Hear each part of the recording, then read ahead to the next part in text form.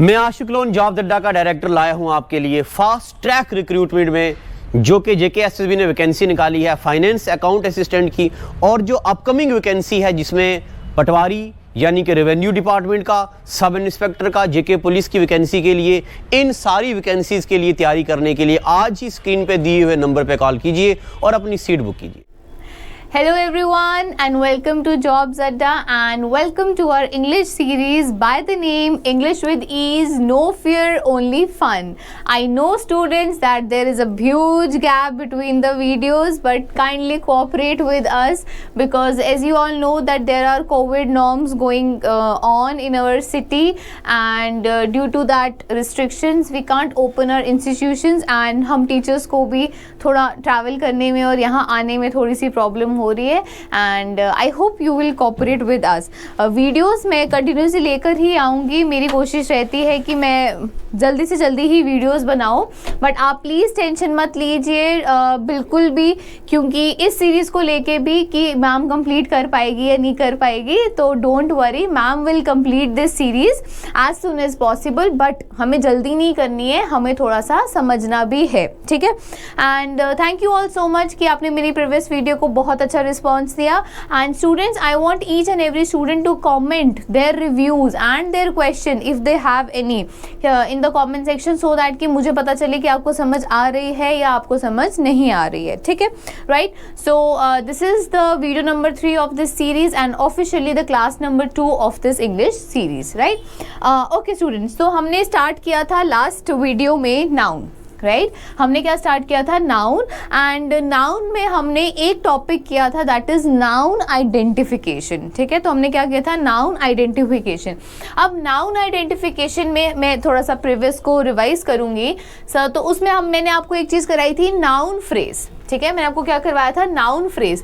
तो noun phrase क्या चीज़ है एक्चुअली में, तो मैंने आपको बताया था फ्रेज क्या होता है, it is a collection of words, right, कुछ वर्ड्स की कलेक्शन, कुछ वर्ड्स का ग्रुप बना दिया, उनको हमने कलेक्ट करके एक इससे बना दिया, उसको हमने क्या बोला, कलेक्शन ऑफ वर्ड्स, ठीक है। प्लस ये जो कलेक्शन ऑफ वर्ड्स होती है, इसमें ना कोई अपना सब्जेक्ट होता है और ना ही इसमें कोई वर्ब होता है, ठीक है। अब जैसे ये एक आप क्लॉज देख रहे हो, सॉरी ये एक आप फ्रेज देख रहे हो, तो इस फ्रेज में आपको कोई सब्जेक्ट दिखाई दे रहा है, सब्जेक्ट मतलब जो डूअर है या जो स्पीकर है या जो चीज़ जो वर्ब है वो उसको कर रहा है, तो यहाँ पर तो एज सच तो कोई सब्जेक्ट नहीं है, प्लस यहाँ पर कोई वर्ब भी नहीं है ना। आपको इस फ्रेज में, ये कलेक्शन ऑफ वर्ड्स में कहीं आपको कोई सब्जेक्ट दिखाई दे रहा है, नो मैम, कहीं आपको कोई वर्ब दिखाई दे रहा है, नो मैम। तो वो चीज़, वो कलेक्शन ऑफ वर्ड्स जिसमें ना कोई सब्जेक्ट होगा ना ही कोई वर्ब होगा, उसको हम क्या बोलेंगे, फ्रेज, राइट। अब फ्रेज का जो हमने बोला कलेक्शन ऑफ वर्ड्स है, ये कुछ मीनिंग देगा, ठीक है, कुछ उसका मतलब निकलेगा, बट वो हमें कंप्लीट मीनिंग नहीं देगा, ठीक है। जैसे मैं बोलती हूँ माई फेवरेट सॉन्ग, मैं बोलती हूँ मुझे ये गाना पसंद है, माई फेवरेट सॉन्ग, तो माई फेवरेट सॉन्ग क्या माई फेवरेट सॉन्ग मतलब, ना कुछ हो रहा है इसमें, ना एक्शन हो रहा है, ना कोई सब्जेक्ट है ना, तो मतलब क्या इसमें क्या होगा, ठीक है। तो माई फेवरेट सॉन्ग में जो मीनिंग तो कुछ आ रहा है मगर कुछ कंप्लीट मीनिंग नहीं आ रहा। जैसे रोहित सैंग माई फेवरेट सॉन्ग, अब रोहित सैंग, मैं बोलूँगी रोहित सैंग, बोलेगी क्या, रोहित सैंग व्हाट, तो रोहित सैंग माई फेवरेट सॉन्ग, ठीक है। अब अगर रोहित सैंग के हटा के मैं खाली ये बोलूँ माई फेवरेट सॉन्ग, तो इसका कुछ मीनिंग निकल रहा है कि मेरे को ये गाना मेरा पसंदीदा गाना, बट क्या तो क्या हुआ, अगर है पसंद है तो फिर क्या, ठीक है। तो ये वो कलेक्शन ऑफ वर्ड जिसमें कुछ मीनिंग निकल रहा है but there is no complete meaning, उसको हम क्या बोलते हैं, फ्रेज, ठीक है। एक चीज नाउ सेकंड, जैसे एक एग्जांपल मैंने यहाँ लिखी है, Rohit bought a black shirt, ठीक है। Rohit bought what, Rohit bought a black shirt, ऐसे बोलते हो अ ब्लैक शर्ट। अब अ ब्लैक शर्ट का मतलब एक ब्लैक शर्ट, मतलब एक काली शर्ट, तो उसका कुछ मीनिंग निकल रहा है कि हाँ एक काली शर्ट, बट क्या उसका, क्या ना आगे ना पीछे ना डूअर ना ऑब्जेक्ट, क्या मतलब क्या, तो अ ब्लैक शर्ट क्या है, एक फ्रेज है। अब यहाँ पर हमने क्या देखना है, नाउन फ्रेज क्या होगा, ठीक है। अब वो फ्रेज जिसका आंसर मतलब उसका जो क्वेश्चन हो वो क्या हो, व्हाट, ठीक है।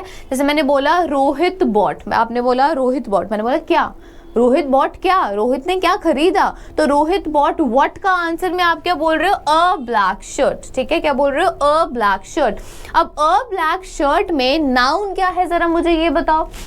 नाउन है यहाँ पर शर्ट, है ना, नाउन किसी का नाम है। तो अगर मतलब इस शर्ट के बिना आपने मुझे बोला रोहित बॉट, मैंने बोला वॉट, आपने बोला अ ब्लैक, मैंने बोला आगे अ ब्लैक, मैंने बोला आगे अ ब्लैक क्या, एक काला क्या, एक काली क्या, तो एक काली शर्ट। तो जो शर्ट है वो इसमें नाउन है, तो ये शर्ट के बिना इस कलेक्शन ऑफ वर्ड का भी कोई मीनिंग भी नहीं है। तो इसीलिए इस फ्रेज को, इस पूरी फ्रेज को हम क्या बोलेंगे, नाउन फ्रेज, ठीक है, हम इसको क्या बोलेंगे, नाउन फ्रेज, ठीक है। वो फ्रेज जिसमें नाउन जो है वो एक मेन वर्ड की तरह एक्ट करता है, उसको हम क्या बोलते हैं, नाउन फ्रेज, राइट। अब इसमें क्या है, माई फेवरेट सॉन्ग, तो माई इसमें डिटरमाइनर है, फेवरेट इसमें क्या है, एडजेक्टिव है, मगर सॉन्ग क्या है यहाँ पर, नाउन। तो इसीलिए ये फ्रेज कौन सी है, नाउन फ्रेज, ठीक है। ये नाउन आइडेंटिफिकेशन में, मतलब आपको एक सेंटेंस में नाउन पहचानना कैसे है। वर्ड्स तो आप पहचान लोगे कि किसी का नाम है तो नाउन, कभी आपको पूछा जाए तो नाउन फ्रेज क्या है, तो नाउन फ्रेज आपको पता ही नहीं फ्रेज ही क्या होता, तो आप कैसे आइडेंटिफाई कर पाओगे, ठीक है। तो ये सब रूल से नहीं आप समझ सकते, आप एग्जाम्पल से समझ सकते हो। And please keep this in your mind, ठीक है। सबसे बड़ी जो टीचर होता है, दैट इज अ सबसे बड़ा एग्जाम्पल।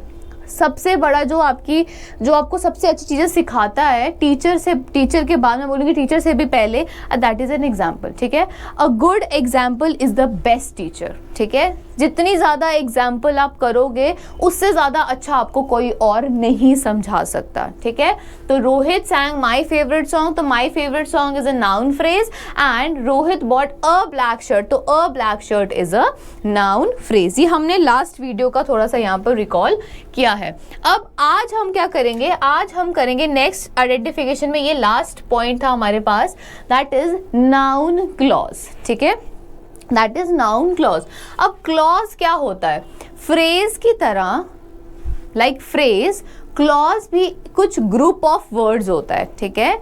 क्लॉज क्या होते हैं, क्लॉज भी क्या होते हैं, एक ग्रुप ऑफ वर्ड्स होते हैं।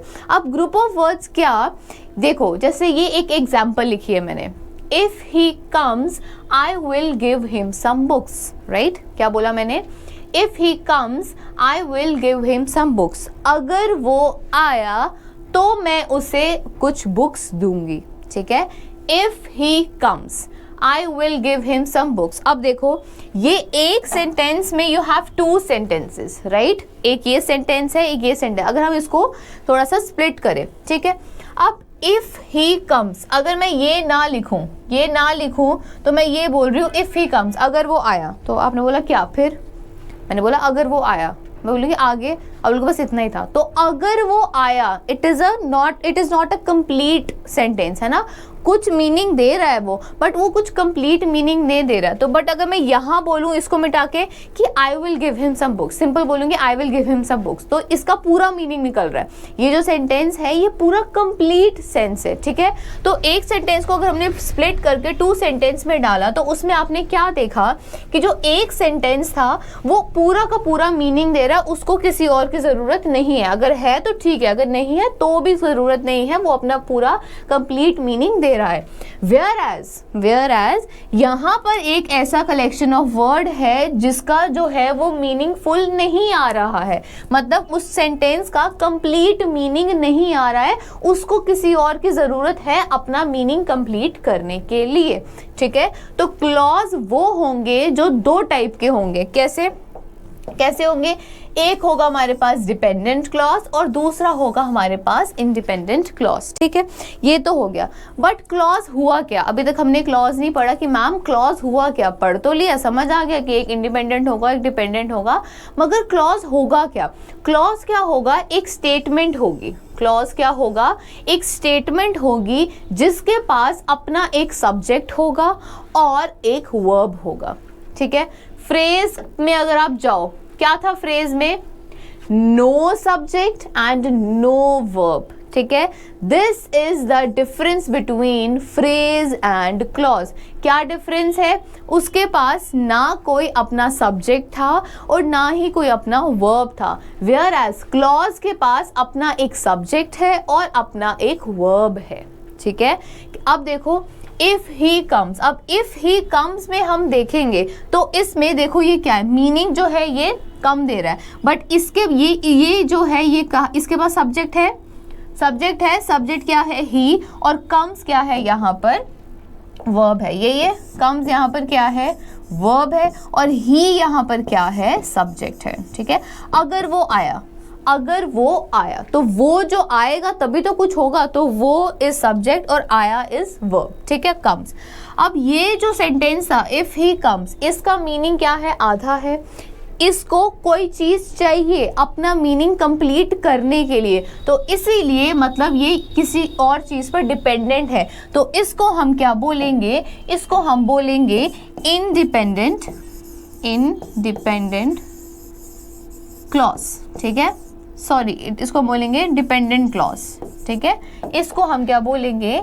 Dependent clause. ठीक है,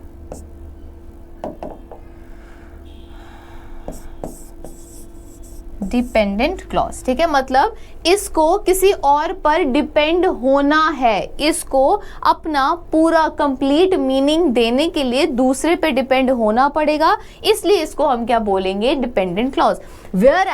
वेयर एज जो ये वाला क्लॉज है, ये जो कलेक्शन ऑफ वर्ड्स है, इसमें आप देखो इसके पास अपना सब्जेक्ट है, ये अपना सब्जेक्ट है, और इसके पास अपना वर्ब है। हाँ जी, इसके पास अपना वर्ब है, ये हेल्पिंग वर्ब भी है, मॉडल्स भी हैं। ठीक है, तो इसके पास भी अपना सब्जेक्ट है, इसके पास भी अपना वर्ब है, मगर साथ ही में ये जो सेंटेंस है ये अपना मीनिंग खुद से कंप्लीट कर रहा है, इसको किसी की ज़रूरत नहीं है अपना मीनिंग कंप्लीट करने के लिए, तो इसीलिए इसको हम क्या बोलेंगे? Independent clause. ठीक है, इसको हम क्या बोलेंगे? Independent clause. मतलब ये अपने आप में इंडिपेंडेंट है, सशक्त है, सक्षम है कि ये खुद से अपनी चीज़ों का काम कर सकता है, मतलब अपना वो मीनिंग खुद दे सकता है, उसको किसी और की ज़रूरत नहीं है। ठीक है, तो क्या हुआ? क्लॉज क्या हुआ? क्लॉज वो हुआ जो एक स्टेटमेंट हुई जिसके पास अपना एक सब्जेक्ट भी होगा और जिसके पास अपना एक वर्ब भी होगा। वेयर एज फ्रेज क्या था? जिसके पास कोई ना सब्जेक्ट था ना कोई वर्ब था, it is just a collection of words. ठीक है, अब यहाँ पर हमने देखना है क्या कि नाउन क्लॉज, जैसे हमने आइडेंटिफिकेशन में नाउन फ्रेज पहचाना, तो यहाँ पर भी हमने क्या पहचानना है कि नाउन क्लॉज क्या हुआ। ठीक है, अब जैसे इसी को ही एग्जाम्पल को अगर हम देखें तो इसमें नाउन क्लॉज क्या होगा? देखो, इफ ही कम्स तो आई will give him what? I will give him what? तो what के आंसर में क्या आप क्या बोल रहे हो? some books। ठीक है, तो यहाँ पर जो नाउन हुआ वो क्या हुआ? books। ठीक है, तो इसीलिए इस क्लॉज के अंदर जब नाउन के बिना वो क्लॉज का मतलब अधूरा रह जाए, इनकम्प्लीट रह जाए, तो उस क्लॉज को हम क्या बोलेंगे? Noun clause. उसको हम क्या बोलेंगे? Noun clause. वो क्लॉज जिसके पास अपना सब्जेक्ट भी है, जिसके पास अपना वर्ब भी है, प्लस उसके साथ उसके पास एक मेन नाउन भी है, जिसके साथ ये पूरा का पूरा क्लॉज बना है, जिसके साथ इस क्लॉज का मीनिंग है, तो उस क्लॉज को हम क्या बोलेंगे? Noun clause. ठीक है, अंडरस्टूड? ये चीज समझ आई आपको मैं क्या बोल रही हूँ कि नाउन क्लॉज क्या होगा। ठीक है, अब देखो जैसे मैं यहाँ पर एक एग्जांपल और लिखूंगी, यहाँ पर इसको छोटा करके साइड पे कर रही हूँ। जैसे मैं यहाँ पर एक एग्जांपल लिख रही हूँ,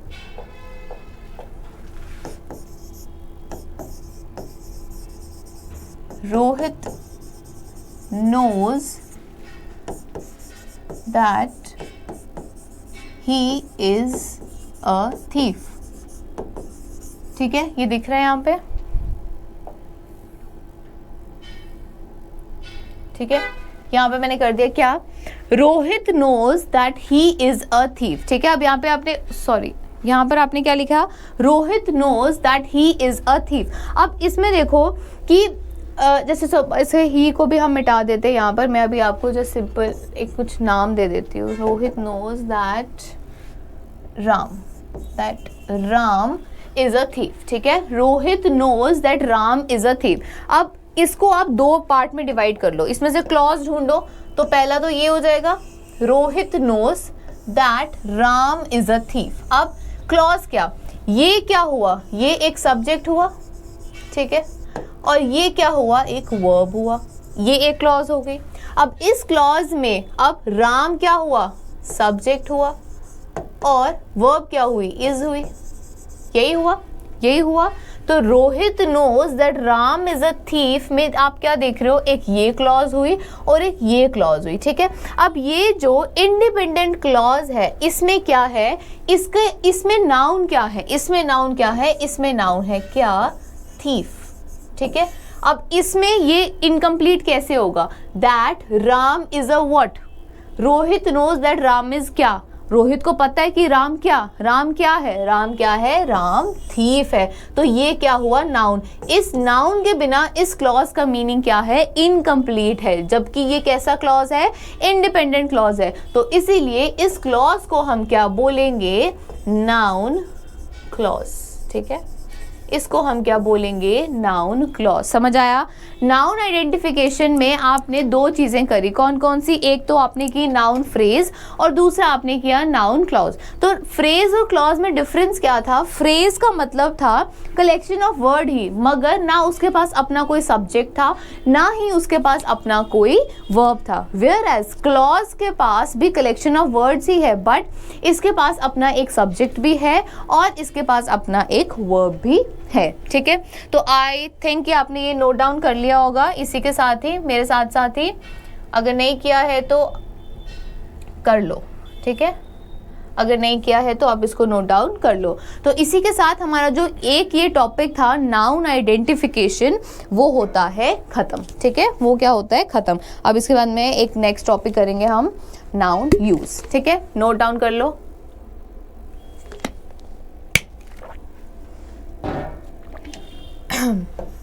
चलो moving on to next slide. तो नेक्स्ट स्लाइड में हम चलेंगे अब, yes, next topic is noun use. इससे पहले अभी तक तो हमने टॉपिक किया दैट इज नाउन आइडेंटिफिकेशन। अब हम करेंगे नाउन यूज, मतलब आइडेंटिफाई हमने कर लिया, अब तो हमें पता चल गया नाउन क्या है, कैसा है, हमने कैसे आइडेंटिफाई करना है। वो किसी का नाम हो सकता है, व्हाट, हु, हुम का आंसर हो सकता है, बट अब हमने देखना है नाउन का यूज, मतलब एक सेंटेंस में हम नाउन को कैसे कैसे यूज कर सकते हैं।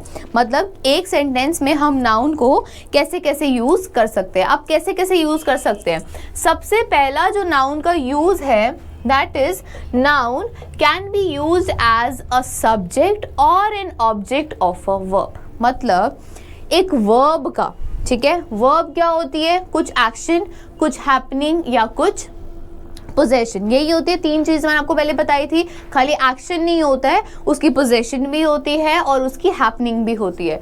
तो वर्ब का कभी सब्जेक्ट भी बन सकता है नाउन, या वर्ब का कभी ऑब्जेक्ट भी बन सकता है क्या, नाउन। ठीक है, अब वो कैसे, जैसे for example Ram ate an Apple.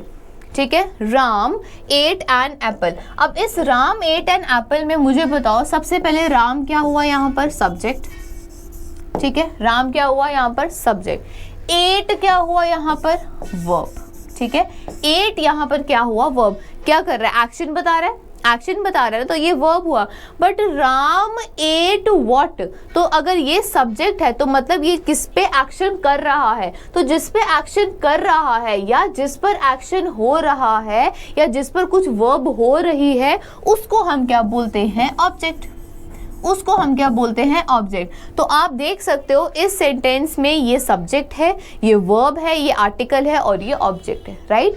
अब ये भी क्या है, सब्जेक्ट के साथ साथ नाउन है, और ये भी क्या है, सब्जेक्ट के साथ साथ नाउन है। तो आप देख रहे हो यहाँ पर जो वर्ब का, यहाँ पर वर्ब का सब्जेक्ट भी क्या बना है, नाउन, और यहाँ पर वर्ब का ऑब्जेक्ट भी क्या बना है, नाउन। समझ आया ये चीज? मतलब उस वर्ब को करने वाला और जिस पर वो वर्ब हो रही है, सब्जेक्ट और ऑब्जेक्ट दोनों के दोनों भी हम नाउन पढ़ सकते हैं। मतलब हम नाउन को यूज कर सकते हैं। कैसे?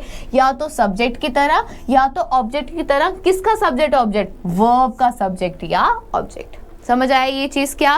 Ram ate an apple, Ram ने सेब खाया। ठीक है, तो राम जिसने खाया वो क्या होगा? सब्जेक्ट होगा, डूअर होगा। तो राम क्या हुआ? सब्जेक्ट हुआ, प्लस राम साथ में क्या है? नाउन भी है। तो राम ने खाया, तो वर्ब कौन कर रहा है? सब्जेक्ट कर रहा है, राम कर रहा है। तो राम का जो वर्ब का फिर सब्जेक्ट कौन हुआ? राम हुआ। राम ने क्या खाया? राम ने खाया एप्पल। तो एप्पल क्या हुआ? जिस पे वर्क हुआ, जिस पे वर्ब हुई। तो जिस पे वर्ब हुई वो क्या हुआ? ऑब्जेक्ट। अब ऑब्जेक्ट पे हुआ क्या? उसको खाया गया, उसको वर्ब हुआ। तो वर्ब का ऑब्जेक्ट भी कौन बना? यहाँ पर नाउन बना। क्लियर हुआ ये चीज? यहाँ पर क्या बोल रही हूँ मैं कि noun can be used as subject और object of it of a verb. ठीक है, अब देखो मैंने यहाँ पे आपको जैसे पहले भी बताया था first day parts of speech में भी कि जो वर्ब होता है ये एक्शन भी डिनोट करता है, ये हैपनिंग भी डिनोट करता है, प्लस ये किसी चीज की पोजेशन भी डिनोट करता है। मतलब एक्शन जो करेगा वो कौन होगा? डूअर। ठीक है, एंड वर्ब जो है वो रिप्रेजेंट क्या करता है हमारे पास? हैपनिंग। और वो पोजेशन का क्या होता है? होल्डर। ठीक है, वो पोजेशन को क्या बोलेंगे? होल्ड। मतलब एक्शन को करने वाले सब्जेक्ट को हम बोलते हैं डूअर, हैपनिंग को रिप्रेजेंट करने वाले को भी हम बोलेंगे डूअर, और पोजेशन जो शो करेगा उसको हम क्या बोलते हैं? होल्डर। और ये तीनों के तीनों क्या बनते हैं? सब्जेक्ट भी बनते हैं और ये तीनों के तीनों ऑब्जेक्ट भी बनते हैं। ठीक है, अब जैसे इसमें लिखो ये एक एग्जांपल क्या है? Rohit is my best friend. ठीक है, क्या मैंने बोला? Rohit is my best friend. अब इसमें जो रोहित है, रोहित क्या हुआ? यहाँ पर सब्जेक्ट हुआ। ठीक है, किसका बेस्ट फ्रेंड है? रोहित का। रोहित कह रहा है Rohit is my best friend. तो यहाँ पर best friend, best friend, friend क्या हुआ यहाँ पर? फ्रेंड क्या हुआ यहाँ पर? ऑब्जेक्ट। ठीक है, और ये जो फ्रेंड है ये यहाँ पर साथ में काम क्या कर रहा है? नाउन का काम भी कर रहा है। ठीक है, तो वर्ब क्या हुआ यहाँ पर? इज। तो वर्ब का सब्जेक्ट भी बना नाउन और वर्ब का ऑब्जेक्ट भी बना क्या? नाउन।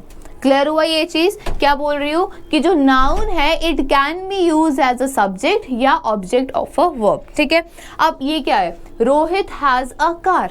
ठीक है, रोहित हैज अ कार। ये जो हैज है ये यहाँ पर क्या शो कर रहा है? ये यहाँ पर पोजेशन शोज कर रहा है। मतलब अब हैज पोजेशन वर्ब है तो ये क्या, इसका क्या होगा? होल्डर होगा कोई। मतलब इसको कोई होल्ड, जिसने पोजेशन है जिसके पास, तो रोहित यहाँ पर क्या होगा? सब्जेक्ट भी होगा, प्लस जो रोहित है वो यहाँ पर क्या होगा? नाउन भी होगा। समझ आया ये चीज? और यहाँ पर कार क्या हुई? ऑब्जेक्ट हुई, और कार साथ में यहाँ पर क्या हुई? नाउन हुई। समझ आई ये चीज?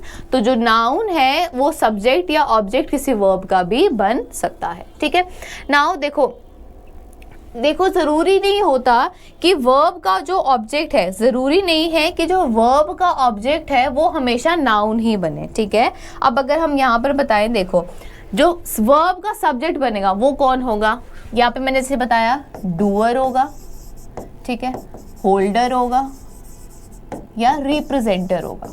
ठीक है, ये कहाँ से आए वर्ड्स? ये वर्ड्स यहाँ से आए। डूअर जो एक्शन वाला वर्ब करेगा, होल्डर जिसके पास पोजेशन होगी, और रिप्रेजेंटर जो किसी हैपनिंग को रिप्रेजेंट करेगा। ठीक है, तो वर्ब का सब्जेक्ट ये सब हो सकता है और ये सब अल्टीमेटली में क्या है? नाउन है। बट वर्ब का जो ऑब्जेक्ट है हमने बोला नाउन हो सकता है। अभी हमने पढ़ा क्या हो सकता है? नाउन। बट वर्ब का ऑब्जेक्ट नाउन के साथ साथ कभी कभी प्रोनाउन भी हो सकता है। ठीक है, क्या हो सकता है? प्रोनाउन। अब प्रोनाउन क्या हुआ? प्रोनाउन क्या होता है? जो नाउन को रिप्रेजेंट करते हैं। तो रिप्रेजेंटर में भी तो आ सकता है ना। तो जो नाउन हमेशा ऑब्जेक्ट तो बन सकता है, मगर कभी कभी ऑब्जेक्ट में वर्ब का जो ऑब्जेक्ट बनने के लिए नाउन के बाद साथ साथ प्रोनाउन भी यहाँ पर आ सकता है। ठीक है, अब जैसे यहाँ पर देखो, हाँ जैसे ये एक एग्जाम्पल है, रोहित टॉट रानी इंग्लिश। ठीक है, रोहित टॉट रानी इंग्लिश। अब इसमें आपको पता है ये सब्जेक्ट है, ये ऑब्जेक्ट है, ये सब्जेक्ट है और ये ऑब्जेक्ट है। अब अगर यहाँ पर ही, यहीं पर ही अगर मैं यहाँ रानी को मिटाकर, अगर मैं यहाँ रानी को मिटाकर यहाँ पर लिख दूं हर, तो हर क्या हुआ? हर नाउन तो नहीं है, हर नाउन तो नहीं है, हर रानी को रिप्रेजेंट कर रहा है, तो हर यहाँ पर क्या हुआ, प्रोनाउन हुआ। और यहाँ पर जो ये हर है, प्रोनाउन है, वो इस सब्जेक्ट का क्या है, वो इस सब्जेक्ट का ऑब्जेक्ट भी काम कर रहा है। समझ आई ये चीज? तो मैंने जब यहाँ बोला कि किसी वर्ब का हम यूज कर सकते हैं सब्जेक्ट और ऑब्जेक्ट नाउन को, तो जरूरी नहीं है कि सब्जेक्ट और ऑब्जेक्ट में नाउन ही अकेला वर्ब का हो सकता है। वर्ब का ऑब्जेक्ट नाउन के साथ साथ प्रोनाउन भी हो सकता है, राइट? अब जैसे रोहित मेट हर, ठीक है, रोहित मेट है, जैसे ये मैंने सब्स्टिट्यूट लिखा किसका, रानी का ही, ठीक है। तो हर यहाँ पर क्या है, हर यहाँ पर क्या है, प्रोनाउन है, बट हर यहाँ पर साथ साथ में किसका काम कर रहा है, ऑब्जेक्ट का काम भी कर रहा है। तो दो यूज, एक ये यूज हुआ किसका, नाउन यूज का। पहला यूज क्या था कि noun can be used as subject और ऑब्जेक्ट ऑफ अ वर्ब, ठीक है। और सब्जेक्ट और ऑब्जेक्ट हमने देख लिया कि कैसे बनता है, एक्शन डूअर हो सकता है, रिप्रेजेंटर हो सकता है, या होल्डर हो सकता है। मगर ऑब्जेक्ट में नाउन तो हो ही सकता है, मगर नाउन के साथ साथ जो वर्ब का ऑब्जेक्ट है वो कभी कभी प्रोनाउन भी हो सकता है, राइट? ये जो समझ आई यहाँ पर। अब यूज नंबर 2 पे हमने यहाँ पर क्या देखना है, ठीक है। यूज नंबर 2 यहाँ पर वेरी इंपॉर्टेंट, दैट इज कि noun can be used as a object of a preposition, ठीक है। नाउन पहला क्या था, noun can be used as in subject या ऑब्जेक्ट ऑफ अ वर्ब। अब सेकेंड यूज क्या है, noun can be used as in object of a preposition. अभी आपने नाउन को सब्जेक्ट ऑब्जेक्ट किसका बनाया, वर्ब का बनाया। अब मैं बोल रही हूँ कि नाउन को आप ऑब्जेक्ट पे बना सकते हो, किसका, नाउन को आप ऑब्जेक्ट पे बना सकते हो, किसका, प्रीपोजिशंस का। किसका बना सकते हो, प्रीपोजिशंस का, राइट? अब सबसे पहली बात तो प्रीपोजिशंस क्या होती है, हमने लास्ट वीडियो में एक चीज किया था। तो प्रीपोजिशन क्या होती है, रिलेटिंग वर्ड्स, ठीक है। जो दो वर्ड्स को बीच में रिलेट करे उसको हम क्या बोलते हैं, प्रीपोजिशंस, या उसको हम क्या बोलते हैं, रिलेटिंग वर्ड्स, ठीक है। अब मैंने बोला था कि प्रीपोजिशंस को हमेशा बच्चे यही पढ़ते हैं, रटाया जाता है, जैसे रूल्स में, जैसे वो इंग्लिश में ऐसे रटाया जाता है कि जो नाउन की पोजीशन बताए, राइट, जो नाउन की पोजीशन बताए उसको हम क्या बोलते हैं, प्रीपोजिशंस। बट नाउन की पोजीशन तो नहीं हर बार कोई बताता। मुझे बताओ टू या फॉर है, तो वो क्या कोई पोजीशन बता रहा है नाउन की, वो तो कोई पोजीशन नहीं बता रहा नाउन की। तो ये जो वर्ड्स है प्रीपोजिशन, इनको हम पोजीशनिंग वर्ड्स नहीं बोलेंगे, इनको हम क्या बोलेंगे, रिलेटिंग वर्ड्स, जो दो वर्ड्स को क्या करे, रिलेट करे, ठीक है। अब जैसे ये एग्जाम्पल है, मुझे बताओ आई वेंट रोहन, ये मैंने एक सिंपल एक स्टेटमेंट लिखी। अगर मैं ऐसे बोलूं आई वेंट रोहन, ठीक है, तो ये क्या, ये वर्ड और क्या ये वर्ड, ये क्या आपस में जुड़ रहे हैं, मतलब ये वर्ड या ये वर्ड आपस में कुछ किसी तरीके से रिलेट हो रहे हैं, या इसका इसके साथ बिना कुछ रिलेट किए कुछ मीनिंग निकल रहा है। बताओ आई वेंट रोहन, क्या मतलब, आप मुझे बताओ ये सेंटेंस ठीक है या गलत है। आप बोलोगे नहीं मैम ये कुछ सेंटेंस सही नहीं लग रहा, ये वर्ड, ये जो वर्ब है ये इसके साथ रिलेट ही नहीं कर पा रहा है, राइट, ये वर्ब इसके साथ कुछ रिलेट ही नहीं कर पा रहा है। तो मैंने बोला चलो ठीक है, यहाँ पर एक काम करो, यहाँ पर टू लगा दो, ठीक है। मैंने बोला यहाँ पर टू, मैं बोलती हूँ अब बताओ जरा, अब बताओ ये सेंटेंस सही है या गलत है। तो आप बोलेंगे हाँ मैम अब ठीक है, आई वेंट टू रोहन, मतलब मैं रोहन तक गया, ठीक है। तो ये जो वर्ड हुआ यहाँ पर टू, इसने क्या किया, इस वर्ब को या इस वर्ड को इस वर्ड के साथ रिलेट किया। इसने इसकी पोजीशन नहीं बताई, इसने क्या किया, इसको रिलेट किया इसके साथ, इसके बिना इसका मतलब नहीं बन रहा था, ठीक है। इस वर्ड के बिना इन दोनों का मतलब ही नहीं बन रहा था, ये दोनों आपस में रिलेट ही नहीं कर पा रहे थे कुछ मीनिंग देने के लिए।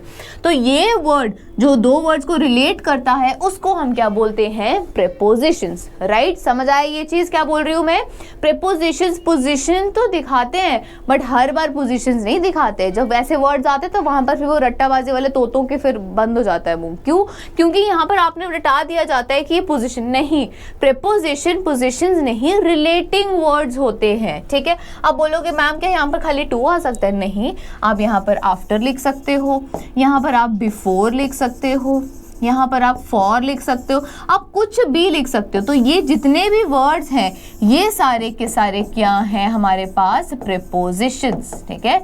इनको हम क्या बोलते हैं, प्रीपोजिशंस। क्यों, क्योंकि ये इस वर्ड को क्या कर रहे हैं, जोड़ रहे हैं, ठीक है।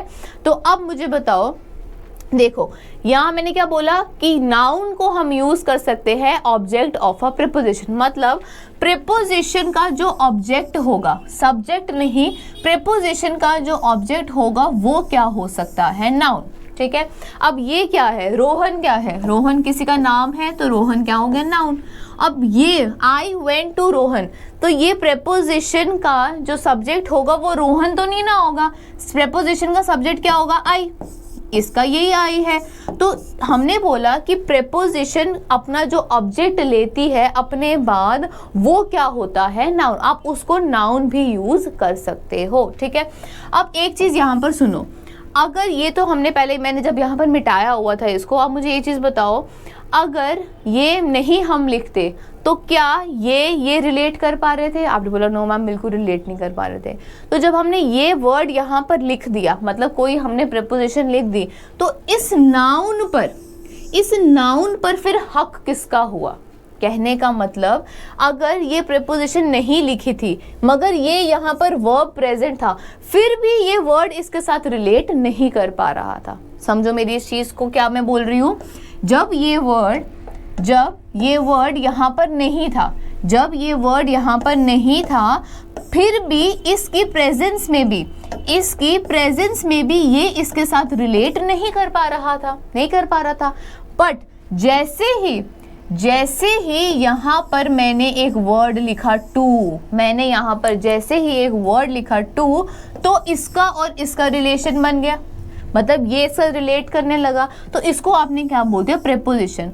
तो मगर प्रीपोजिशन अगर मैं यहाँ से अब रोहन मिटा दूं, मुझे बताओ, अगर मैं यहाँ से अब रोहन मिटा दूं तो क्या ये इसके साथ ऐसा कुछ रिलेट कर पा रहा है? नहीं। इस टू का कुछ मीनिंग है, अब यहाँ पर मुझे बताओ जरा, इस टू का यहाँ पर कुछ मीनिंग बन पा रहा है? आई वेंट टू, किसको? आई वेंट टू कहाँ? I went to home. तो आई वेंट टू का जो यहाँ पर मीनिंग है वो किससे बनेगा? ये आने वाले नाउन से बनेगा। किससे बनेगा? ये आने वाले नाउन से बनेगा।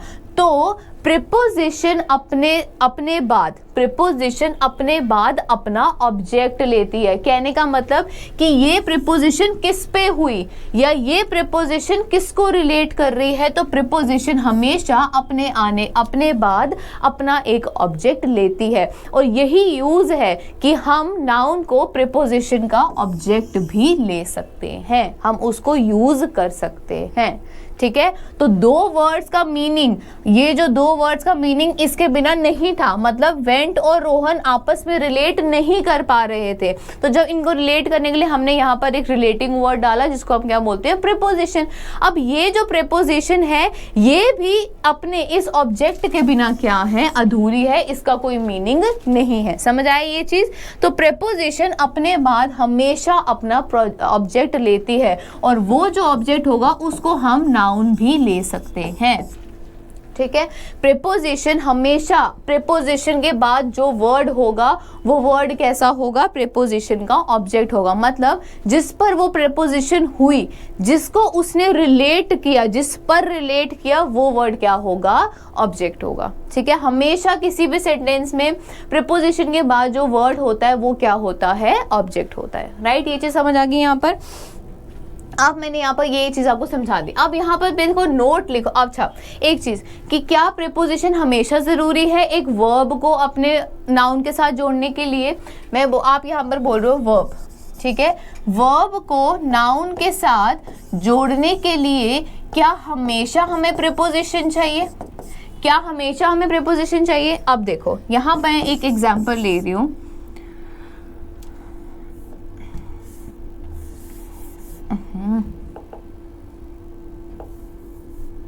ठीक है, ही लाइक्स हॉकी। ठीक है, मैंने यहाँ एक एग्जाम्पल लिखी, ही लाइक्स हॉकी। अब ये वर्ब है और ये क्या है, नाउन। अब ये वर्ब और नाउन आपस में रिलेट हो रहे हैं। अब बताओ, ही लाइक्स हॉकी, उसको हॉकी पसंद है, तो ये मीनिंग निकल रहा है, सब कुछ ठीक हो रहा है। मतलब इस वर्ड को इसके साथ हमें रिलेट करने की जरूरत नहीं है क्योंकि उसके मीनिंग में है, उसका रिलेशन निकल रहा है, मतलब ये इसके साथ रिलेट कर रहा है, हमें यहाँ पर प्रीपोजिशन लगाने की जरूरत नहीं है। ठीक है, अब जैसे मैं यहाँ पर लिखूँ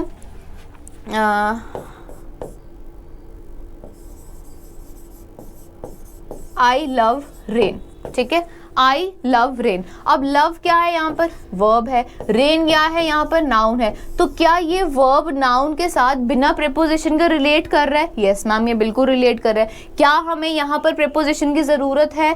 नहीं है। ये क्या हुआ, नेक्स्ट हो गया कि क्या हमें यहाँ पर प्रेपोजिशन की जरूरत है? नहीं है। तो जो प्रेपोजिशन है वो हमेशा वर्ब को नाउन के साथ कनेक्ट करने की, रिलेट करने के लिए नहीं आती। जो प्रेपोजिशन है वो तब आती है जब उसकी नीड हो। ये हमेशा याद रखना, प्रेपोजिशन तब आती है रिलेट करने के लिए जब उसकी नीड हो। क्यों? इसका नाम क्या है, रिलेटिंग वर्ड। जब रिलेट करने की जरूरत ही नहीं है तब प्रेपोजिशन लगाने की क्या मतलब। अब जैसे मैंने यहाँ लिखा ही लाइक्स हॉकी, तो मैं यहाँ लिख दूँ ही लाइक्स टू हॉकी, तो क्या इसकी सेंस बन रही है? नहीं बन रही, क्योंकि ये रिलेट कर रहा है लाइक्स को हॉकी के साथ, तो इसका मतलब कुछ और निकल रहा है। तो ये इसके रियल मीनिंग से अलग मीनिंग निकाल रहा है और हमें यहाँ पर इसकी ज़रूरत नहीं थी। इसके बिना हमें मतलब समझ आ रहा था कि ही लाइक्स हॉकी। तो इसीलिए जो प्रेपोजिशन है, ज़रूरी नहीं है कि हमेशा एक वर्ब को नाउन के साथ कनेक्ट करने के लिए हमें प्रेपोजिशन यूज़ करनी नहीं, क्योंकि यहाँ पर देखो, यहीं पर ही रूल वाले जो बच्चे हैं वो यहाँ पर गलत कर देते हैं, क्योंकि आप प्रेपोजिशन को समझते हो हमेशा पोजिशन। तो नाउन है, नाउन की पोजीशन है, तो इसको लगाना ही लगाना, नाउन से पहले प्रेपोजिशन आएगी नहीं। क्यों? प्रेपोजिशन को हम बोलते हैं रिलेटिंग वर्ड। तो प्रेपोजिशन जो रिलेटिंग वर्ड है, तो ये क्या करेगा, रिलेट करेगा। ये क्या करेगा, रिलेट करेगा। इसको उसकी पोजीशन तो बतानी है कभी कभी, मगर इसको रिलेट करना है। तो ये तब आएगा जब उसकी क्या होगी, नीड होगी। समझ आया ये चीज मैं क्या बोल रही हूँ? ठीक है। अब देखो, अब एक चीज तो यहाँ पर होगी कि प्रेपोजिशन अपना ऑब्जेक्ट लेती है और उस ऑब्जेक्ट को हम वहां पर नाउन भी कभी कभी यूज कर सकते हैं। ठीक है। अब प्रेपोजिशन के बारे में कुछ बात हम थोड़ी सी और कर लेते हैं, सो दैट कि जब हम आगे पढ़ें तो आपको अच्छे से ये चीज क्लियर हो जाए। ठीक है। अब यहाँ पर क्या है, मैंने एक नोट लिखा है कि प्रेपोजिशन और ऑब्जेक्ट, ठीक है, प्रेपोजिशन हमेशा अपना ऑब्जेक्ट लेती है। जब एक प्रेपोजिशन और ऑब्जेक्ट आपस में मिल जाते हैं, एक कलेक्शन ऑफ वर्ड बनता है, उसको हम क्या बोलते हैं, प्रेपोजिशनल फ्रेज। अभी आपने फ्रेज पढ़ी, फ्रेज क्या होती है, कलेक्शन ऑफ वर्ड जिसके पास ना अपना कोई सब्जेक्ट है ना ही अपना कोई वर्ब है। तो इसको हम बोल सकते हैं एक फ्रेज। जैसे ही वेंट टू रोहित, तो टू क्या हुआ यहाँ पर, प्रेपोजिशन, रोहित क्या हुआ यहाँ पर, नाउन। तो ये जो कलेक्शन ऑफ वर्ड बनी जिसका ना कोई सब्जेक्ट है ना कोई वर्ब है, कुछ मीनिंग निकल रहा है मगर सब मीनिंग है मगर कंप्लीट मीनिंग नहीं है, तो इसको मैं क्या बोल सकती हूँ, प्रेपोजिशनल फ्रेज बोल सकती हूँ यहाँ पर। जैसे यहाँ पर देखो, the father of Rohit can help you. The father of, किसका फादर, रोहित का फादर। तो ऑफ यहाँ पर क्या हुआ, प्रेपोजिशन हुआ, और रोहित यहाँ पर क्या हुआ, नाउन हुआ। यही हुआ। तो ये दोनों ना सब्जेक्ट है ना और ना किसी का क्या है, वर्ब है। तो इसको भी मैं क्या बोल सकती हूँ, प्रेपोजिशनल फ्रेज। मैंने आपको फर्स्ट जब हमने फ्रेज किया था तब मैंने आपको बताया था कि फ्रेज खाली नाउन की नहीं होती, हर चीज की फ्रेज होती है। फ्रेज प्रेपोजिशनल की भी होती है, फ्रेज एडजेक्टिव की भी होती है, फ्रेज एडवर्ब की भी होती है, हर चीज की फ्रेज होती है। क्योंकि फ्रेज ज्यादा बनाना मुश्किल नहीं है। फ्रेज में ना आपको सब्जेक्ट चाहिए ना आपको क्या चाहिए, वर्ब चाहिए। क्लियर हुआ ये चीज? तो ये क्या था, यूज नंबर 2, जिसमें हमने क्या बोला कि noun can be used as an object of preposition. ठीक है, noun can be used as an object of a preposition. पहला यूज क्या था, noun can be used as an subject and object of a verb, और noun को हम preposition के object में भी यूज कर सकते हैं। राइट, चलो नेक्स्ट टॉपिक पे अब हम जा रहे हैं। अब पिछले टॉपिक तक हमारा था क्या, नाउन आइडेंटिफाई। अब हमने क्या था, नाउन यूज किया। ठीक है, अब हमारा नेक्स्ट जो टॉपिक है that is noun compound. Students, हमने 2 टॉपिक्स अभी तक जो है नाउन के रिलेटिंग वो कंप्लीट कर लिए। कौन कौन से? एक हमारे पास नाउन आइडेंटिफिकेशन और दूसरा था हमारे पास नाउन यूज। अब हमारे पास जो टॉपिक है दैट इज नाउन कंपाउंड। ठीक है, क्या है ये, नाउन कंपाउंड। अब सबसे पहली बात ये आती है कि कंपाउंड क्या होता है। ठीक है, सबसे पहली बात, कंपाउंड क्या होती है। कंपाउंड होता है किसी भी चीज का ग्रुप। ठीक है, कंपाउंड क्या होता है, किसी भी चीज का ग्रुप। मतलब कोई भी वर्ड्स को आप ग्रुप में इकट्ठा जब आप उसको पढ़ते हो या रखते हो तो उसको आप क्या बोलते हो, नाउन कंपाउंड। ठीक है, उसको आप क्या बोलते हो, कंपाउंड। तो नाउन कंपाउंड अब हमने देखना है। ठीक है, अब कुछ सेंटेंसेस होते हैं जिस सेंटेंस में एक नाउन तो आता ही आता है बट एक के बाद दूसरा भी आ जाता है। ठीक है, एक तो आता ही आता है, उसी के साथ बैक टू बैक एक और नाउन भी आ रहा है, ठीक है। जैसे फॉर एग्जाम्पल मैं यहाँ पर एक एग्जाम्पल लिख रही हूँ, गोल्ड रिंग, ठीक है, गोल्ड रिंग, ठीक है। अब गोल्ड रिंग बताओ, गोल्ड भी क्या है, नाउन है, रिंग भी क्या है, नाउन है, किसी चीज का नाम है ना, गोल्ड भी किसी चीज का नाम है और रिंग भी किसी चीज का नाम है। अब नाउन दोनों क्या है, बैक टू बैक, एक के बाद एक जो है दूसरा नाउन आ रहा है, ठीक है। अब ये जब दो नाउन इकट्ठे आए या दो से ज्यादा नाउन इकट्ठे आए तो उनको हम क्या बोलते हैं, कंपाउंड, मतलब सेम वर्ड्स का इकट्ठे आना, उसको हम क्या बोलते हैं, कंपाउंड। अब नाउन कंपाउंड क्या होता है, अब देखो ये जो गोल्ड रिंग है, आपने बोला ये रिंग है, मैंने बोला किसकी रिंग है, किस चीज की बनी है, कैसी रिंग है, तो आप बोलोगे मैम गोल्ड की रिंग है, ठीक है। तो ये जो गोल्ड है ये इसको क्या कर रहा है, इसमें डिटेल ऐड कर रहा है, क्या कर रहा है, इसमें डिटेल ऐड कर रहा है या इसके बारे में बता रहा है। तो जो नाउन के बारे में डिटेल ऐड करे उसको आप क्या बोलते हो, एडजेक्टिव बोलते हो। प्लस मैं ये बोल सकती हूँ कि ये जो गोल्ड है ये इसके मीनिंग को, रिंग के मीनिंग को क्या कर रहा है, मॉडिफाई कर रहा है, क्या कर रहा है, मॉडिफाई। मतलब एक सिंपल रिंग, एक बोला सिंपल रिंग, मैंने जब पूछा कैसी रिंग तो फिर आपका जवाब कैसा आया, मैम गोल्ड रिंग। तो गोल्ड ने क्या किया, इस रिंग के मीनिंग को मॉडिफाई किया, इसमें डिटेल ऐड की। तो जब नाउन कंपाउंड बनता है उसमें जो पहला नाउन होता है वो क्या होता है, मॉडिफायर, वो क्या होता है, मॉडिफायर, ठीक है। मॉडिफायर किसका, सेकंड नाउन का, मगर जो सेकंड नाउन होता है ये होता है मेन नाउन, ये क्या होता है, मेन नाउन, ठीक है। अब मेन नाउन क्यों, अब मैंने यहां से ये रिंग हटा दिया, मैंने यहां से ये रिंग हटा दिया, तो आपने बोला गोल्ड, मैंने कहा गोल्ड क्या, गोल्ड क्या, तो गोल्ड खाली मॉडिफाई करने के लिए भी इसको कोई चीज चाहिए। तो यहां पर जब आप बोलोगे मैम गोल्ड की रिंग, तो रिंग यहाँ पर क्या हुई, मेन नाउन हुई, जिसकी वजह से ये गोल्ड का अस्तित्व है। मतलब गोल्ड रिंग के बिना यहाँ पर कोई काम नहीं कर रहा, गोल्ड का रिंग के बिना यहाँ कोई मीनिंग नहीं बन रहा, राइट। तो गोल्ड क्या हुआ, मॉडिफायर हुआ किसका, सेकंड वाले नाउन का। तो कभी भी जब दो नाउन बैक टू बैक आते हैं जिसको हम नाउन कंपाउंड बोलते हो, उसमें जो पहला नाउन होता है वो होता है क्या, मॉडिफायर, और जो सेकंड नाउन होता है वो क्या होता है, मेन नाउन, ठीक है। अब देखो गोल्ड रिंग, इसका मीनिंग निकल रहा है, हाँ गोल्ड रिंग, बट अगर मैं ये लिखूं कार बॉय, तो क्या इसका मीनिंग है, कार क्या है, ये भी नाउन है, बॉय क्या है, ये भी नाउन है। अब बैक टू बैक ये नाउन नाउन आ तो रहा है, बट क्या ये कार इस बॉय के मीनिंग को मॉडिफाई कर रहा है, इसका मीनिंग निकालो, इसका मीनिंग क्या निकलता है, कार लड़का, कार लड़का, यही मीनिंग बनता है ना। तो क्या ये इसके मीनिंग में कुछ ऐड कर रहा है, क्या ये इसके मीनिंग में कुछ ऐड कर रहा है, क्या अगर मैं यहाँ से बॉय हटा दूं तो इस कार का कुछ मीनिंग है, हाँ मैम, फिर इस कार का कुछ मीनिंग है कि कार है। या अगर मैं बॉय हटा के यहाँ पर खाली ये, अगर यहाँ पर कार हटा के मैं खाली बॉय लिख दूं तो क्या इसका मीनिंग है, हाँ मैम, इसका मीनिंग है कि एक लड़का है। तो हमेशा जो दो नाउन जब इकट्ठे आते हैं वो हमेशा कोई एक पहला मॉडिफायर और दूसरा मेन नाउन नहीं होगा, वो तब होगा जब वो दोनों आपस में कुछ मीनिंग दे रहे होंगे। समझ आया इस चीज का, जब तक ये दोनों आपस में कुछ मीनिंग ना देंगे तब तक वो कंपाउंड नहीं बनेगा। कहीं आप रट्टा लगा के चले गए कि भाई दो नाउन इकट्ठे आ गए, हाँ भाई चलो ठीक है ये कंपाउंड है, नहीं, ऐसा नहीं करना है। यही रट्टेबाजी से हमने यहाँ से बाहर आना है, यही रूल्स हमने नहीं पढ़ने। सिंपल ये पढ़ा दिया जाता है noun plus noun is compound और एक मॉडिफायर और एक मेन नाउन, बस नहीं। ये जब तक दो नाउन का आपस में कोई मीनिंग ही नहीं निकलेगा तब तक वो कंपाउंड नहीं बनेगा, ठीक है। अब कार बॉय का कोई मीनिंग है, कार लड़का, क्या मतलब हुआ इसका, अगर यहाँ पर मैं लिखती हूँ यहाँ पर प्ले बॉय, जैसे आप मोस्टली बॉयज यूज करते हैं प्ले बॉय, अब प्ले यहाँ पर क्या है, वर्ब है, बॉय यहाँ पर क्या है, नाउन है, तो ये दोनों आपस में कंपाउंड हुए, नहीं, ये कोई कंपाउंड नहीं हुआ। समझ आए इस चीज का मैं क्या बोल रही हूँ, कंपाउंड तब बनेगा जब पहला नाउन दूसरे नाउन को मॉडिफाई करेगा मीनिंग में। यहाँ पर कोई इसको ये मॉडिफाई नहीं कर रहा, मतलब इसका कोई आपस में पहले ही मीनिंग नहीं निकल रहा, तो उसको क्या मॉडिफाई करेगा।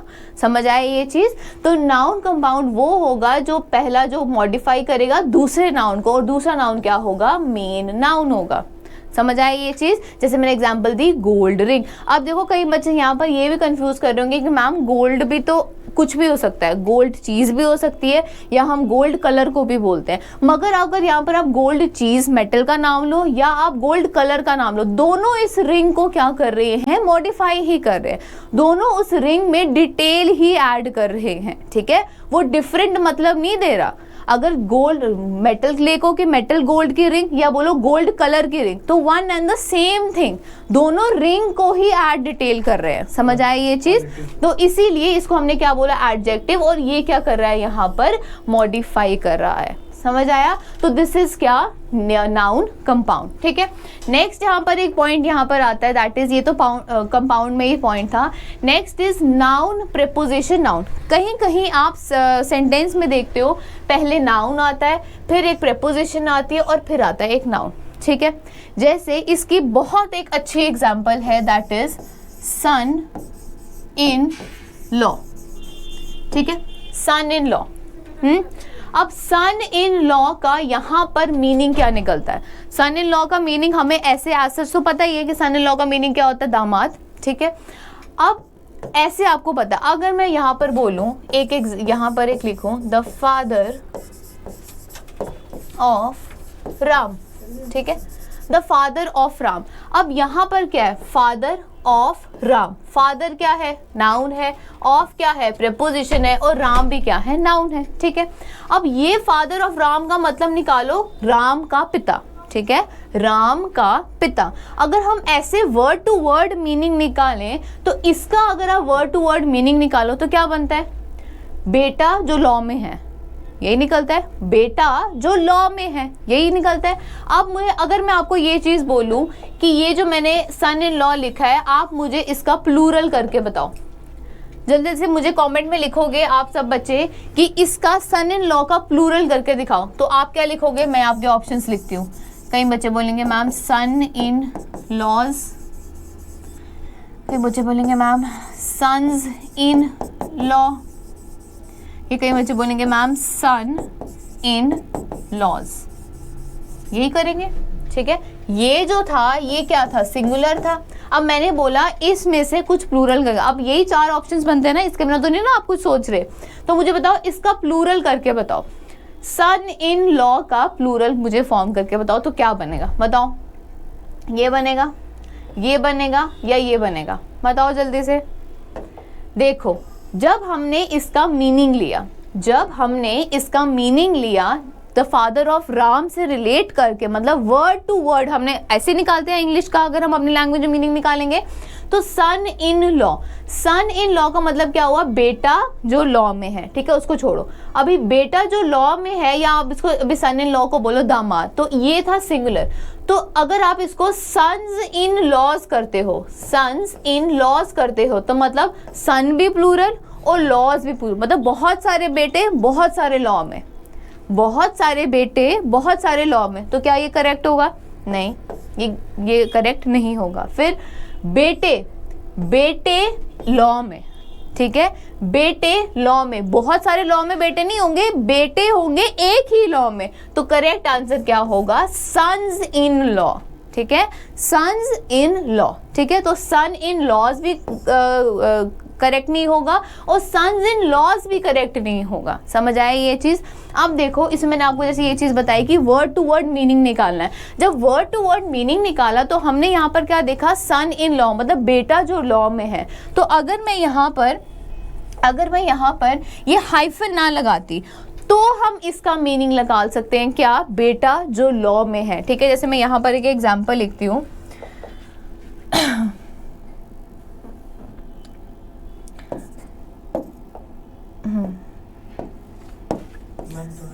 हाँ, माई सन इन लॉ इज कमिंग। ठीक है, माई सन इन लॉ इज कमिंग। अब अगर आप किसी इंसान को ये सेंटेंस लिख के बता दोगे और उसको अभी इंग्लिश का इतना नहीं पता, तो वो क्या करेगा? माई सन इन लॉ, इसका मतलब उसका जो बेटा जो लॉ में है वो आ रहा है। ठीक है, उसका बेटा जो लॉ में है वो आ रहा है, ठीक है, बट उसके कहने का मतलब क्या था, उसके कहने का मतलब है कि मेरा दामाद आ रहा है। तो देखो बच्चे, इंग्लिश लैंग्वेज ने क्या किया, जब लैंग्वेज बनी तो उन्होंने इसी कंफ्यूजन को दूर करने के लिए एक चीज बनाई जिसको आप क्या बोलते हो, हाइफन्स, ठीक है। उन्होंने इसको हाइफन्स डाल दिए बीच में। अब इस हाइफन देने का मतलब ये था कि जो पढ़े वो देख के पढ़े, वो रुक के पढ़े, उसको पता चल जाएगा भाई नहीं, सन इन लॉ मतलब दामाद की बात की जा रही है, बेटे की लॉ में बात नहीं की जा रही, यहाँ पर बात किसकी की जा रही है, दामाद की जा रही है। समझ आए ये चीज? तो लैंग्वेज इज वेरी इंटरेस्टिंग, ठीक है। तो लैंग्वेज ने अपने आप को बड़ी सहूलतें दी हुई हैं, हमें बस उन सहूलतों को समझना है। समझ आया? तो सन इन लॉ के बीच में अगर ये हाइफन है तो कहने का मतलब कि वो दामाद की बात कर रहा है, बट जब वो हाइफन्स नहीं है तो कहने का मतलब बेटा जो लॉ में है। तो वो मीनिंग लिखने में कुछ और बोलने में कुछ और निकलने में कुछ और। समझ आई ये चीज? तो ये क्या हुआ, नाउन प्रेपोजिशन प्लस नाउन वाला कंपाउंड। समझ आया? अब जैसे इसमें एक और होता है, जैसे विलेज आफ्टर विलेज, ठीक है, विलेज आफ्टर विलेज, या आप बोल सकते हो पेज आफ्टर पेज, बोलते हो ना ये चीज, पेज आफ्टर पेज। तो ये भी क्या हुए हमारे पास, नाउन कंपाउंड, जिसमें नाउन है, फिर प्रेपोजिशन आती है और फिर क्या आता है, एक नाउन आता है। क्लियर हुआ ये चीज? तो ये था हमारा टॉपिक, क्या, नाउन कंपाउंड, जिसमें हमने 2 पॉइंट्स पढ़े, एक तो बैक टू बैक नाउन, एक नाउन के बाद दूसरा नाउन, और दूसरा हमने क्या पढ़ा कि नाउन भी है, प्रेपोजिशन भी है, और फिर दोबारा एक नाउन भी है, राइट। तो चलो students, this was all for today's video topic wise, noun के topic wise. Now let's come to our game section which is named as क्या, नवरत्न। तो अब हम ये गेम खेलेंगे क्या, नवरत्न play, and today's 9 words are these, ठीक है। आज के जो 9 वर्ड हैं वो ये है। चलो स्टार्ट करते हैं सबसे पहले। तो the first question is abolish. First question is abolish. अब एबॉलिश, सबसे पहले तो आपने इस वर्ड को निहारना है, अच्छे से घूरना है, इस वर्ड को अच्छे से स्प्लिट करना है, और इसका मीनिंग आपने अभी नहीं देखना है, आपने वर्ड में से ही अपना मीनिंग खुद निकालने की कोशिश करनी है। देखो जब एग्जाम्स में आते हैं ना सिनोनिम्स एंटोनिम्स, तो कभी भी या मीनिंग आता है तो कभी भी आप उस चीज़ का करेक्ट मीनिंग तक नहीं पहुंचते हो, बट आप उसके सिनोनिम्स तक पहुंचते हो, मतलब आप उसके नियरेस्ट वर्ड तक हमेशा पहुंचते हो। तो जो नियरेस्ट वर्ड होता है वही आंसर होता है, ठीक है, सिनोनिम्स का। आप देखो सबसे पहली बात है एबॉलिश। एबॉलिश, ए का मतलब होता है निकालना, ठीक है, ए का मतलब होता है निकालना, खत्म कर देना, और बॉलिश का मतलब क्या होगा, रिमूव करना। तो ए बॉलिश का मतलब क्या होगा, खत्म करना। तो यस, यहाँ पर वही हुआ, कैंसिल करना, इनवैलिडेट करना, कि मतलब अब ये इनवैलिड है चीज़, ये वैलिड ही नहीं है, या ये नलीफाई, जिसको आप बोलते हैं ना null and void, null and void. तो नल एंड वॉइड क्या हुआ, खत्म, जीरो और खत्म, बिल्कुल खत्म। तो एबॉलिश का मतलब क्या हुआ, कैंसिल, नलीफाई या इनवैलिडेट। अब इसी से ही आप इसका एंटोनिम निकाल सकते हो। क्या एंटोनिम निकाल सकते हो, अगर इनवैलिडेट है तो वैलिडेट, कैंसिल है तो क्या होगा, एस्टैब्लिश होगा, प्रूव्ड होगा, यही होगा। तो ऐसे ही आपने इन सब के मीनिंग निकालने हैं, right. Now moving on to next question, for next word that is abound. A bound. तो ए बाउंड का मतलब क्या होता है, देखो ए का मतलब होता है साथ में, बाउंड का मतलब होता है जुड़ना, ठीक है, बाउंड का मतलब होता है क्या, जुड़ना। और ए बाउंड, तो ए बाउंड मतलब और ज्यादा बाउंड, मतलब और, ए मतलब और, ऐड करना है। तो ऑलरेडी चीज इतनी थी, आपने उसको एक्सेस करके और ज्यादा कर दिया, तो वो क्या हुई, एक्सेस हुई, तो वो फ्लरिश हुई। अब जो चीज एक्सेस हुई तो वो स्वेल भी हो सकती है या प्लेंटीफुल। प्लेंटीफुल क्या होता है, जब आपके पास चीज होती है उसकी एक्सेस में वो चीज प्रेजेंट हो, उसको आप क्या बोलते हो, अबाउंड। तो अबाउंड का मतलब यहाँ क्या होगा, फ्लरिश होगा, प्लेंटीफुल होगा या स्वेल होगा। These are synonyms। इसका मतलब ये नहीं होता, ये होते हैं synonyms, ठीक है। तो synonyms से ही आप नियरेस्ट वर्ड तक पहुंच सकते हो कि उसका नियरेस्ट मीनिंग क्या है। Then next is gratify।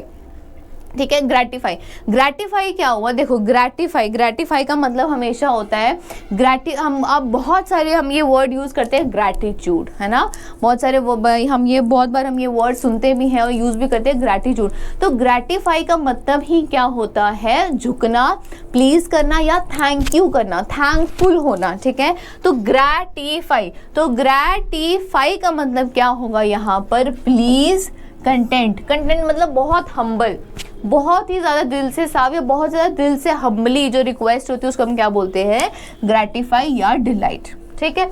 Next word is taut. Taut हो गया, शाउट हो गया। टाउट को आप ऐसे अगर तो शाउट, तो टाउट और शाउट का मतलब ये होगा कि चींक के कुछ बताना, ठीक है। अब जैसे आपके फ्रेंड्स कुछ नई घड़ी पहन के आएंगे, जैसे किसी ने जैसे आज मैंने नहीं पहनी अपनी घड़ी, तो जैसे कभी कोई वॉच लेके आएगा तो वो फ्रेंड का करेगा, बार बार बाल सेट करेगा, ऐसे मुंह पे हाथ मारेगा या ऐसे ठीक करेगा, क्यों, क्योंकि वो शो ऑफ कर रहा है कि भाई देखो मैंने नई घड़ी लाई है। तो टाउट का मतलब आप ऐसे कर सकते हो शाउट से। तो शाउट मतलब चींक के कहना, बताना कि मेरे पास ये चीज़ है। तो टाउट का यहाँ पर मतलब क्या होगा, शो ऑफ होगा, पब्लिसाइज होगा या ब्रैग अबाउट होगा। ब्रैग अबाउट मतलब किसी चीज़ के बारे में बहुत बार बात करना, ठीक है। तो tout, shout, show off, publicize या brag about. Next word is disparity. Disparity में डिस का मतलब होता है अलग, ठीक है, डिस का मतलब होता है ऑपोजिट, और पैरिटी का मतलब होता है अनइक्वल, ठीक है। पैरिटी का मतलब होता है अनइक्वल। तो डिस्पैरिटी का मतलब क्या हुआ, अनइक्वल या अनइक्वालिटी। डिस्पैरिटी मतलब कि भेदभाव करना, ठीक है, अनइक्वालिटी रखना या अनइक्वल चीज रखना, ठीक है, दोनों चीजों में बराबर नहीं हक देना, उसको हम क्या बोलते हैं, disparity. Next word is embellish, ठीक है। आप इसको कैसे बोलोगे, एम्बेलिश। तो एम्बेलिश का मतलब क्या होता है, एम्बेलिश का मतलब ही क्या होता है, सुंदर। बेलिश, जो ये बेलिश वर्ड है, बेलिश, इसका मतलब क्या होता है, ब्यूटीफुल। इसका मतलब क्या होता है, ब्यूटीफुल। तो एम्बेलिश मतलब और ऐड करना, ब्यूटीफुल चीज में और चीजें कुछ ऐड करना, उसको हम क्या बोलते हो, एम्बेलिश। तो एम्बेलिश का मतलब यहाँ पर क्या होता है, डेकोरेट या होता है क्या, ऑर्नामेंटेशन। अब एम्बेलिश का मतलब ये मतलब ब्यूटीफुल को और ब्यूटीफुल बनाना, तो उससे मीनिंग क्या निकलता है, सुंदर करना, उसको सजाना। तो सजाना क्या हुआ, डेकोरेट या ornamentation, right. Next word is insipid. क्या बोलते हो आप इसको, इंसिपिड। इंसिपिड को आपने ऐसे देखना है, stupid, insipid, stupid, insipid, stupid. तो इंसिपिड मतलब स्टूपिड, बेवकूफ, हरकतें करना, वैसे बेकार की बातें करना, तो उसको हम क्या बोलते हैं, जिसको आप बोलते हो बोरिंग, या इसको आप क्या बोलोगे, स्टूपिड। इनसिपिड, सिपिड का मतलब होता है स्टूपिड, तो इनसिपिड मतलब और बड़ी स्टूपिड सी बातें करना, बोरिंग करना, उसको हम क्या बोलेंगे, बोरिंग या stupid, right. Next is Lord. अब लॉर्ड क्या होता है, देखो लॉर्ड को आपने कैसे याद रखना है, LAUD है ये, तो LAUD को आपने याद रखना है लॉर्ड से। लॉर्ड मतलब भगवान से। तो भगवान के आगे आप क्या करते हो, हाथ जोड़ते हो। तो जब आपको हाथ जोड़ना याद आएगा तो तब आपको एक चीज याद करनी है, दैट इज क्लैपिंग। हाथ जोड़ के क्लैपिंग होती है। तो लॉर्ड का मतलब होता है किसी को प्रेज का, मतलब आप क्लैपिंग कब करते हो किसी के, जब आप उसको प्रेज करते हो, जब आप उसकी तारीफ करते हो। तो लॉर्ड का मतलब यहाँ पर क्या होगा, या टू एक्सटोल, ठीक है, या टू एक्सटोल, ठीक है। Last word of today's Navratna play is prodigal. Prodigal बोलो या प्रोडिजल बोलो, बट आई प्रेफर प्रोडिगल, ठीक है। प्रोडिगल का मतलब क्या होता है, प्रोडिगल, डिगल का ही मतलब होता है बहुत बड़ा, ठीक है। डिगल का मतलब होता है बहुत ज़्यादा। तो प्रोडिगल का मतलब होता है लैविश मतलब प्रोडिगल का मतलब देखो, आप देखो जैसे बोलते हैं ना हम, बड़ी लैविश सी जगह है ये, पॉश एरिया है ये, मतलब हम बड़े बड़े घर हैं, लोग बड़े बड़े खर्चे करते हैं, उनके बहुत बड़े चीज़ें हैं उनके घर में, वो इतनी बड़ी बड़ी गाड़ियाँ लेते हैं, तो मतलब हर चीज़ बड़ी, या आप बोल सकते हो अपने चीज़ों को बड़े से लाना, मतलब तो इसको हम क्या बोलते हैं, लैविश या वेस्टफुल एक्सपेंडिचर। वेस्टफुल एक्सपेंडिचर मतलब कि इतनी ज़रूरत नहीं थी मगर एक्स्ट्रा चीज़ों की खरीदारी हो गई, ठीक है। तो उसको आप क्या बोलते हो, प्रोडिगल। क्या बोलते हो, prodigal. So students, these were all of today's is 9 words of Navratna play, और आपने इसको प्ले की तरह ही खेलना है। कैसे खेलना है प्ले की तरह? वर्ड को देखना है, घूरना है, अच्छे से लिखना है और बाद में इसको 5 बार पढ़ना है, और रात को सोने से पहले मिरर के सामने एक सेंटेंस बनाना है और उसके बाद उसको फाड़ के फेंक देना है। Right students? तो ऐसे अगर आप इसको ऐसे एक्साइटिंग वे में, इंटरेस्टिंग वे में, गेम की तरह खेलोगे तो ये आपको जल्दी याद हो जाएगा। ठीक है? तो this was all for today's video and I hope you liked it, and I want each of you to comment your honest reviews in the comment section. Thank you. Lockdown में सब कुछ हुआ बंद, मगर हम आपकी तैयारी नहीं होने देंगे बंद।